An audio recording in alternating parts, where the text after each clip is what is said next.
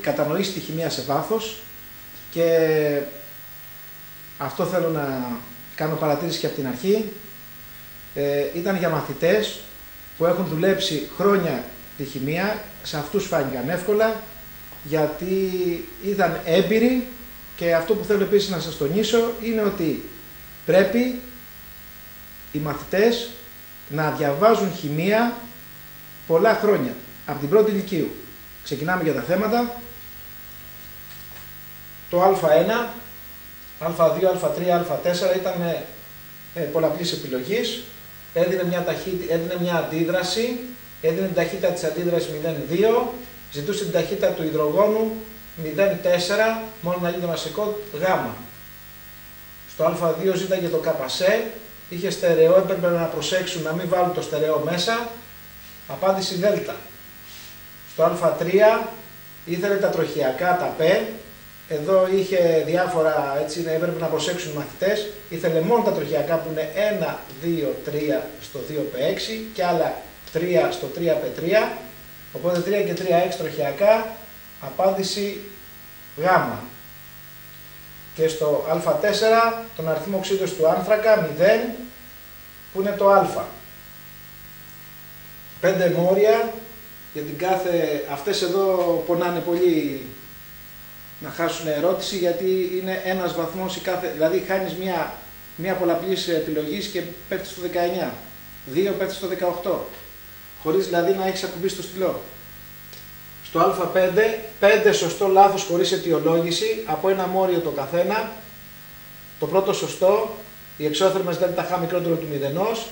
Το δεύτερο λάθος, όταν μειώνεται η θερμοκρασία ευνοούνται, έλεγε ας πούμε ότι ευνοεί τις ενδόθερμες, ευνοεί τις εξώθερμες. Στο Γ ζητούσε την ατομική ακτίνα, είναι λάθος, έχει μεγαλύτερη το νάτριο. Στο Δ, στο δεσμό άνθρακας χλώριο, είναι σίγμα, SP3P είναι λάθος. Που έλεγε SP3P είναι SP2P. Έτσι ήταν λάθος. Και το τελευταίο ήταν σωστό. Αυτό η μεθυλαμίνη και το αλάτι της μεθυλαμίνης με χλώριο είναι ρυθμιστικό. Σωστό, λάθος, λάθος, λάθος, σωστό. Άλλα 5 μόρια, τέλειος το πρώτο θέμα. 4 πολλαπλής επιλογής και 5 ερωτήσεις σωστό, λάθος. Πάμε στο Β. Έχει 2 αντιδράσεις οξυτοναγωγής με μεταβολές αριθμού οξύδωσης, αμμονία και οξύδιο του χαλκού και οι 2 προπανόλοι, 2, 3, 2, 1, 1, 3 και 3. Και εδώ 5, 2, 3, 5, 2, φυσικό κάλιο, 5 μονάδες. Στο Β2 στηριζόταν στην αρχή στα τελειώσει σχολικό βιβλίο σελίδα 108, ήταν μια εξώθερμη αντίδραση. Αύξανε τη θερμοκρασία, η αντίδραση γίνεται πιο πολύ ενδόθερμη, μετατόπιση αριστερά, η αμμονία μειώνεται, το ΚΣ μειώνεται. Όταν αυξάνω τον όγκο, πάνω προς τα περισσότερα μολ, μόρια, μεγαλύτερο άθροισμα συντελεστών αριστερά, η αμμονία μειώνεται, το ΚΣ μένει σταθερό. 6 μόρια και 8 μόρια μέχρι τώρα. Στο Β3, από σελίδα 165 θεωρία για τους δείχτες, έδινε δείχτη που έχει ΠΚΑ5, δηλαδή το Κ ήταν δέλτα του δείχτη, ήταν 10 στη μείον 5. Ξέρουν οι μαθητές, υπάρχει στο βιβλίο, σελίδα 165, θεωρία για τους δείχτες, τις 2 περιοχές, το κάτω από 4 και πάνω από 6 που υπερισχύει το χρώμα της όξινης μορφής, έχει χρώμα κόκκινο δείκτης και πάνω από 6 έχει χρώμα κίτρινο. Στο πρώτο ερώτημα είχε υδροχλώριο 0,1μ, το pH 1, το χρώμα είναι κόκκινο γιατί είμαστε στην όξινη μορφή. Και έλεγε τώρα, εδώ δηλαδή τώρα πρέπει κάπως να το δικαιολογήσουν τα παιδιά. Έχουμε στο διάλειμμα υδροχλωρίου βάζουμε διάλειμμα υδροξιδίου του νατρίου και με το που βάζουμε διάλειμμα υδροξιδίου του νατρίου το pH αυξάνεται. ρωτούσε ακριβώς σε ποια περιοχή του pH θα αλλάξει χρώμα ο δείκτης και να αιτιολογήσετε την απάντησή σας. Η περιοχή στην οποία αλλάζει χρώμα ο δείκτης είναι 4 με 6, οπότε αρχίζει η αλλαγή χρώματος στο 4. Και έπρεπε να πούνε, τώρα εδώ μπορούσαν να δικαιολογήσουν, να αποδείξουν και το pH μικρότερο του pK ή τα δέλτα -1, ξέρουν οι μαθητές, γράφουν το δείκτη, γράφουν το K ή τα δέλτα του δείκτη, αν και υπάρχει αυτό τώρα στη θεωρία, και μετά λέμε ότι το ητα δέλτα προς δέλτα πλήν για να φαίνεται το χρώμα του ητα δέλτα πρέπει να είναι πάνω από 10.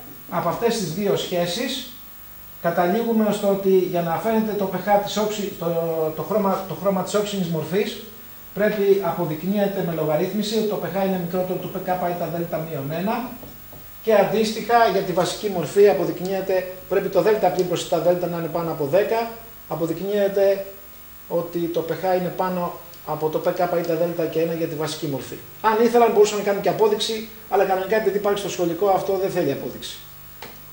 Προχωράμε στο Β2. Το Α ήταν περιοδικός πίνακας. Σύγκριση στοιχείων ως προς την ατομική τους ακτίνα. Το Α έδινε τους ατομικούς αριθμούς, το νάτριο 11, το χλώριο 17, το κάλιο 19. Κάναν τα παιδιά τις κατανομές σε υποστιβάδες, βρίσκαν τις θέσεις στον περιοδικό πίνακα, βρίσκανε ότι το νάτριο είναι στην πρώτη ομάδα, στην τρίτη περίοδο και στον τομέα S. Το κάλιο είναι στην τέταρτη περίοδο τομέα S πρώτη ομάδα και το χλώριο είναι 17η ομάδα, τρίτη περίοδο τομέας P, έτσι λόγω των κατανομών ηλεκτρονίων, το ξέρουν αυτά είναι, για τους μαθητές είναι εύκολο. Αυτά είναι σελίδα 222 στο σχολικό. Η σύγκριση τώρα ήθελε σε αυτά τα τρία στοιχεία να συγκρίνουμε ως προς την ατομική ακτίνα. Το κάλιο και το νάτριο. Το κάλιο έχει μεγαλύτερη ατομική ακτίνα από το νάτριο, επειδή έχει πιο πολλές στιβάδες, οπότε έρχονται λιγότερο τα ηλεκτρόνια της εξωτερικής στιβάδας από τον πυρήνα, οπότε έχει μεγαλύτερο μέγεθος το κάλιο. Και ανάμεσα στο νάτριο και στο χλώριο, το νάτριο έχει μεγαλύτερη ατομική ακτίνα από το χλώριο, επειδή το νάτριο έχει μικρότερο δραστικό πυρηνικό φορτίο, που δραστικό πυρηνικό φορτίο είναι η αφαίρεση των ηλεκτρονίων μείον από το φορτίο του πυρήνα. Από το φορτίο του πυρήνα αφαιρούμε τα εσωτερικά ηλεκτρόνια. Εδώ βγαίνει 1 το δραστικό πυρηνικό φορτίο, εδώ βγαίνει 7. Το νάτριο έχει 1, άρα μικρότερη ηλεκτρική δύναμη, άρα μεγαλύτερη ατομική ακτίνα. Προχωράμε στο Β3. Ναι. Στο Γ1 ερώτημα, στο θέμα Γ είναι ένα που το λέμε δέντρο στην οργανική με πολλές οργανικές ενώσεις. Είχε έναν εστέρα που ήταν ο προπανικός εφηλεστέρας και έβρισκαν οι μαθητές την αθανόλη, ήταν η Α, το προπανικό νάτριο, εθένιο, ένα 2-χλωρο εθάνιο, ακετυλένιο εθήνιο. Το κλειδί για να λύσουν αυτό το ήταν εδώ που έπρεπε να βάλουν 2 άνθρακες.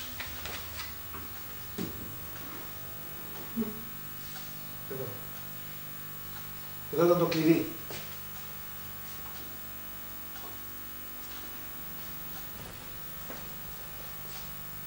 Το κλειδί είναι εδώ. 2 άνθρακες. Γιατί δεν μπορούσαν να το βρουν αλλιώς. Ήθελε να βάλουν 2 άνθρακες εδώ. Μετά, εθανάλι, εθανικό νάτριο, με το θιονιοχλωρίδιο, εθυλοχλωρίδιο, προπανονιτρίλιο, προπανικό οξύ και εδώ έβγαινε ουσιαστικά,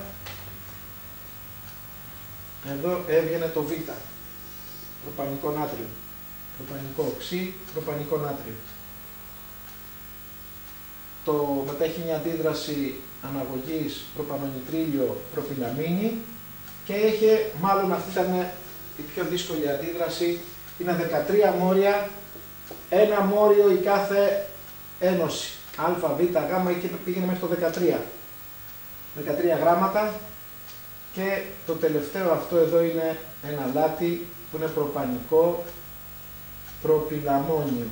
Είναι λίγο δύσκολη αυτή η ένωση. Αυτό ήταν ένα δύσκολο μόριο. Προχωράμε στο Γ2. Είχε ένα πολυμερισμό το 1,3 βουταδιενίου που έδινε το μπούνα. Είναι ο πολυμερισμός το ακριλονιτρίλιο σε πολυακριλονιτρίλιο, 4 μόρια. Και το Γ3 είναι αυτό που σας έλεγα πριν, ότι εδώ θέλει μια εμπειρία του μαθητή και από τις προηγούμενες τάξεις. Μια απλή περίσσια. Μια απλή περίσσια, αλλά που μπέρδεψε κάποιους μαθητές. Έχουμε 0,2 μόλ από το προπίνιο που αντιδρούν με υδρογόνο και πρέπει να κάνουμε 2 βήματα για να τη λύσουμε. Έχει περίσσια του υδρογόνου στην πρώτη αντίδραση. Αν το υδρογόνο ήταν ακριβώς 0,2 μόλ, το τέλος θα ήταν αυτό. Θα βγαίνει προπένιο. Όμως επειδή περισσεύει υδρογόνο, αλλά δεν περισσεύει τόσο ώστε να κάνει πλήρη προσθήκη και να πάρουμε προπάνιο, οπότε το υδρογόνο που περισσεύει, τι κάνουμε? Κάνουμε μια αντίδραση προπένιο και υδρογόνο και δίνουμε προπάνιο και τα τελικά μας προϊόντα είναι 0,1 μόλ προπάνιο και 0,1 μόλ προπένιο που περίσσεψε. Εδώ πρέπει να υπάρχουν και άλλες λύσεις. Πιθανώς τα παιδιά να έχουν κάνει και άλλες λύσεις. Τώρα δεν σας ζαλίζω με περισσότερες. Υπάρχουν και άλλες λύσεις. Μπορεί να το κάνεις με σύστημα. Εντάξει, πάντως εδώ αυτό ήταν κάτι που ήταν για έναν έμπειρο μαθητή που έχει έτσι προπονητή στη χημεία από παλιά. Δεν του φαίνεται δύσκολο. Προχωράμε στο θέμα Δ που ήταν η άσκηση pH. Είναι η αμμονία και η μεθυλαμίνη. Κάτι πολύ απλό στην αρχή. Ήθελε το βαθμό ιοντισμού της αμμονίας. 10⁻². Ξέρουν τα παιδιά να τα κάνουν εύκολα αυτά. Τώρα τα τελευταία χρόνια μας δίνουν τη δυνατότητα από αυτό που λένε ότι επιτρέπονται οι προσεγγίσεις. Επειδή επιτρέπονται οι προσεγγίσεις, αυτό στη χημεία σημαίνει